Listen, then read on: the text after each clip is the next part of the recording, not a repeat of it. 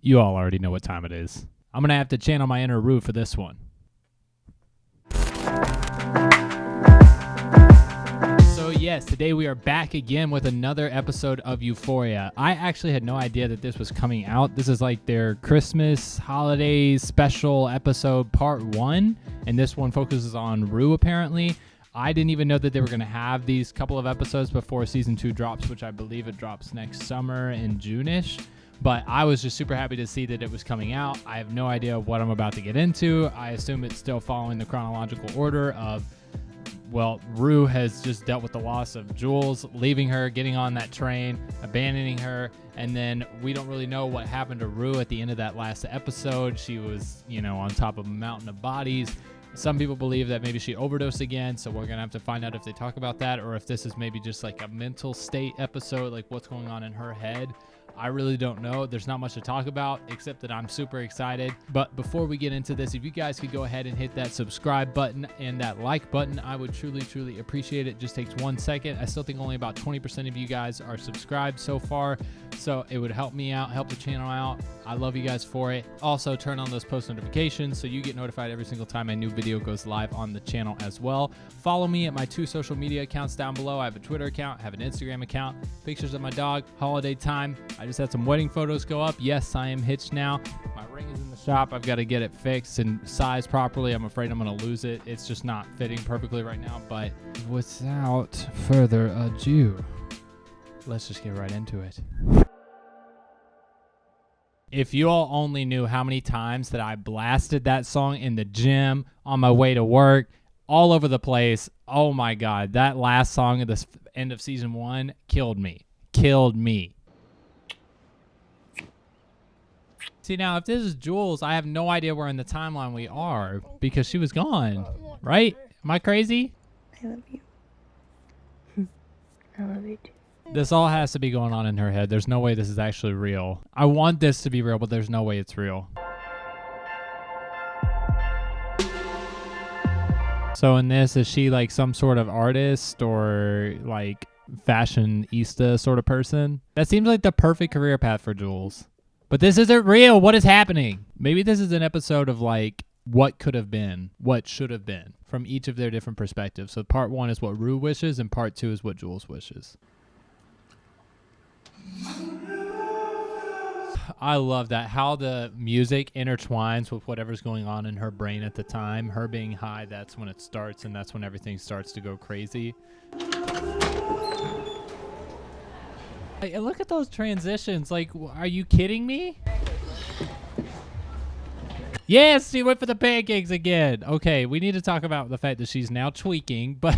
Golly, I know you don't believe me, but I'm doing really good, actually.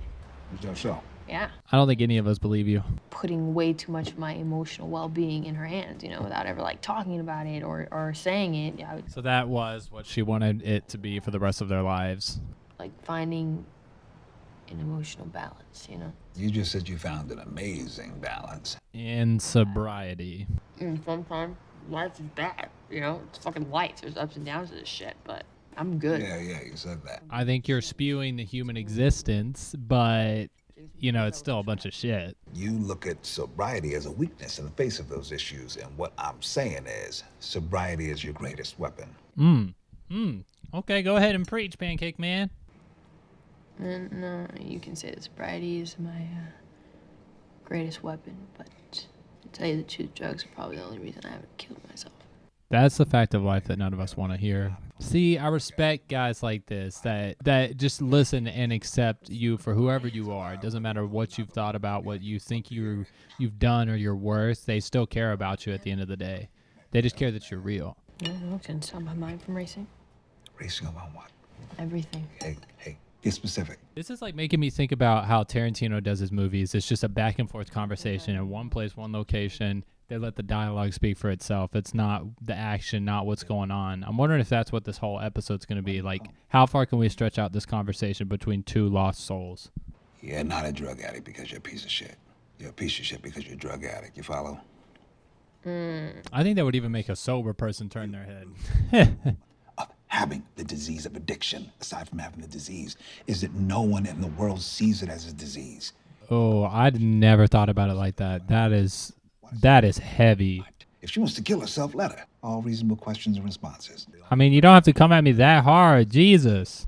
And that is why we're eating pancakes on Christmas Eve. Despite the fact that you don't want to get clean.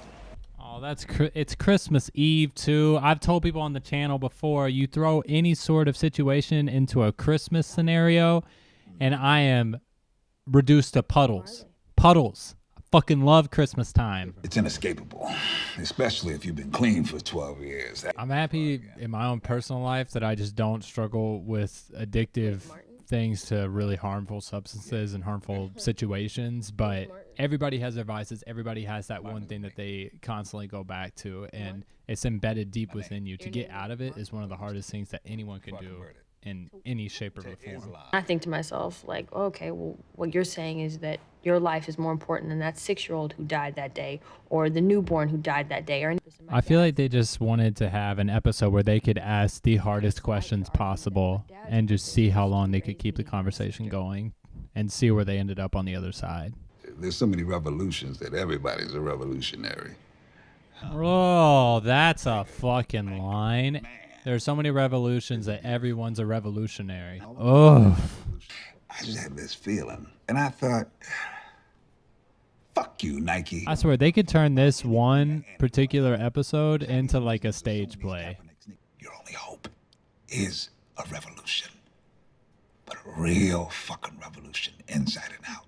Look, can you stop hitting me with these one-liners, please? Thank you. I'll be right back. All right. That is still kind of funny, though. You trade in one vice for another vice. It's kind of like a give and take. You trade in drug addiction to nicotine addiction. You trade in no spirituality for a new belief system. They can even make a parking lot look so visually interesting with the different colors of neon just spraying like little areas of color. It's, ugh. It's Christmas. Merry Christmas. Again, Christmas is a cheap shot for me. Know if I was interested in dating or if I was interested in getting clean. Because the answer is yes to both of those questions. I need an episode about her. Even though you just said you were going to stay clean. And that relapsing was Jules' fault. You're not gonna be able to get any shit over this guy's head, Rue. Okay, but when did it become a relationship? I just told you that night. Did you actually say it? So it wasn't just kissing. You two talked about being together. So weird. Yeah, you can't be in a relationship if you don't talk about being in a relationship. I love you, Rue, but that's, no, just because you say you love you, that, Yeah, but you don't make out with your barber. Even if I did, my barber might assume it was just a casual thing. His barber's actually a little bit the side piece. Matching tattoos on the inside of our lips. All that, but didn't say, do you want to be my girlfriend? And Jules talking about how we're gonna live together when she goes off to college. But those are the promises that you have to tell each other because it's what you hope to believe. It doesn't necessarily happen, but it's something that keeps us all going and moving forward. The sentence you've given yourself is that you, Rue Bennett, are beyond forgiveness. That punishment is way too harsh and it's also way too easy. That's so true. That's too harsh and it's also too easy. Oh my God, this man. People keep doing shit that we deem unforgivable, and in return, they decide there's no reason to change. Stop. I'm curious, there's little white film grains coming on. I wonder if this was actually filmed on film or if this was some sort of artistic choice. But if you see it, there's like little white specks coming up on the screen every so often. I'm curious why they're doing that. I just don't really plan on being here that long. It's hard for me to swallow. It's the people that just accept their own morality and don't think they have a long ticking clock. I got faith in you.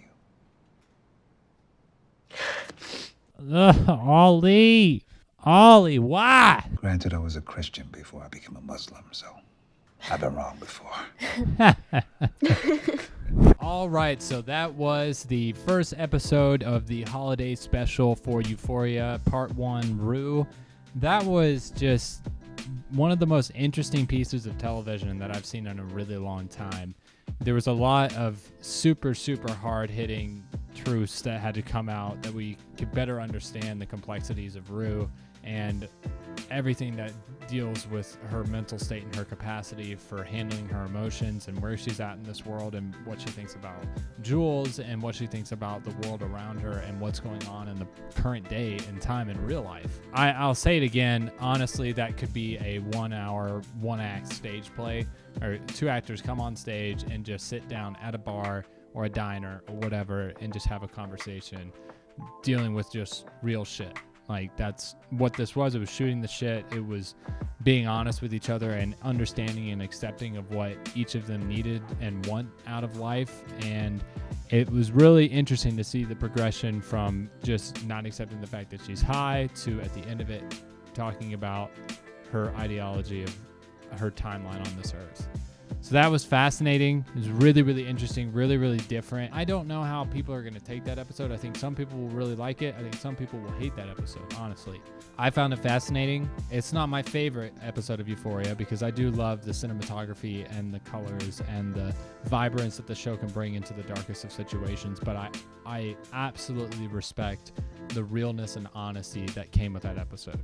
So if you like what you saw here today and you want to see more, if you could go ahead and hit that subscribe button and that like button, I would truly, truly appreciate it. It really does help out the channel. Also, turn on those post notifications so you get notified every single time a new video goes live on the channel. Follow me on my 2 social media accounts down below. I have a Twitter account, Instagram account. It's a fun time. You won't regret it. I love you guys. I think we're going to be having a High School Musical, the series holiday special episode coming out soon. So you're definitely going to see me react to that. We'll finish up Julie and the Phantoms behind the band, and a nice little Christmas movie will be coming too. But besides all of that, all Euphoria.